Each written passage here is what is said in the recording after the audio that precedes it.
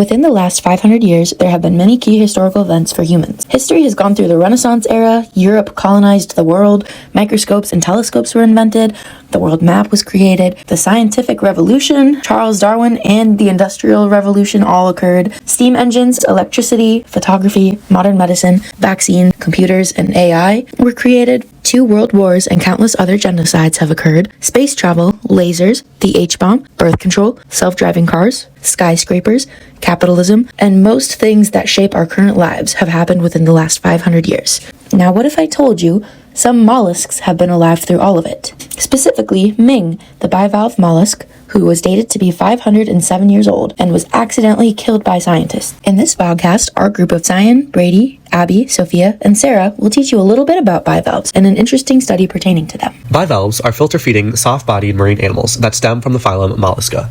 Mollusks have defining characteristics such as a mantle with a mantle cavity, a visceral mass, a foot, a radula, and sometimes a shell. The class Bivalvia is made up of organisms within Mollusca that lack a distinct head. Class Bivalvia can be broken up into 4 smaller groups: clams, oysters, mussels, and scallops. The name Bivalvia literally means 2 shells, so all 4 subclasses have 2 separate shells joined at one point called the hinge. Clams, scallops, oysters, and mussels differ in terms of their shell shape, with clams having 2 symmetrical shells, scallops having a distinctive fan-shaped shell, oysters having irregular shaped shells, and mussels having elongated asymmetrical shells. Bivalves are ecologically vital as filter feeders, maintaining water quality and supporting nutrient cycling, while also serving as economically valuable seafood, contributing to fisheries worldwide. Bivalves all share a similar body plan. They are characterized by having 2 protective shells, or valves, left and right, connected by a hinge and held shut by abductor muscles. They are mostly sedentary suspension feeders and use mucus-covered ciliated gills to acquire food as well as oxygen. They need a constant flow of water to obtain this oxygen and food, as well as release waste and reproductive products. Unlike other mollusks, they possess no head, no radula, and minimal cephalization. Most are marine, but some can be found in brackish water as well as freshwater. They are all characterized by having muscular head-foot that they can use for moving but primarily rely on for burrowing. While most bivalves share a general body plan, there is still a lot of diversity within the class. Sizes can range from just a few millimeters to over a meter in length, as seen in the giant clam. Though most rely on filter feeding, the giant clam possesses a symbiotic relationship with zooxanthellae algae for much of its energy, like coral do, and shipworms have a symbiotic bacteria in their gut that help break down the wood they eat. Some bivalves have adaptations to their mantles as well. In certain species of marine bivalves, it protrudes as a siphon from between the shells, either for digging in the ground or reaching above the water. In some freshwater mussels, it is made to lure specific types of fish so it can release their young into its gills. Bivalves also have the widest range of lifespans of any animal group, from just 1 to over 500 years, making them the longest-lived non-colonial animals. As mentioned earlier, the oldest known individual was an ocean quahog clam, Arctic Icelandica, that was dated to be 507 years old. Ming, the clam dated to be this unbelievable age, was actually discovered on accident after being killed when it was collected as part of a separate research project, meaning there's a good chance it could have lived even longer and there may be even older specimens. This incredible range of lifespans within Bivalvia makes it an appealing group to study to better understand the mechanisms of aging and the genes that affect lifespan. This paper compared the genetic transcriptions of 4 long-living bivalves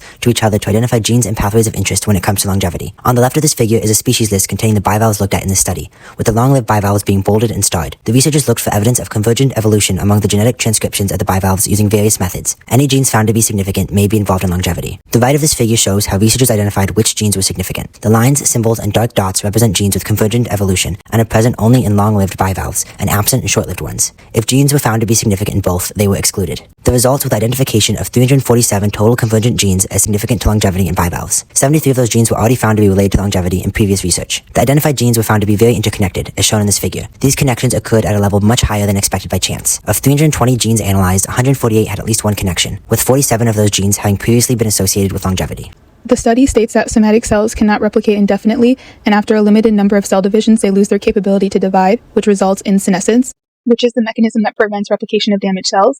Senescent cells have collected all errors that can no longer be fully repaired, which leads to cell death and eventually aging or organism death. There's something that accelerates this phenomenon called premature senescence, which is a high presence of DNA damages, misfolded protein, and telomere shortening, which are the hallmarks of aging. It is already known that some species show insignificant senescence. It is hypothesized that bivalves evolved some type of mechanism allowing the delay of the phenomenon of senescence, but the actual molecular aspect of how bivalves can do this is still unknown. It is assumed that all genes that involve damage repair, stress response, and cell death all play a role in extending the lifespan of bivalves. The exploration of longevity, aging, and senescence have been poorly understood even when the research was done on humans. By focusing on bivalve mollusks, it is easier to hone in on these processes and offer more information. This study works on identifying the genes and pathways that are responsible for bivalves' prolonged lifespan and can potentially create new interventions aimed at promoting healthy aging in humans. And the study of longevity and aging mechanisms in bivalves can one day aid the furthering understanding on how humans age. This paper also explains how genes exhibiting convergent sequence evolution in multiple instances of extended longevity in bivalves were connected more physically and functionally than expected. These results suggest that there could be a shared molecular basis for extended longevity across metazoans.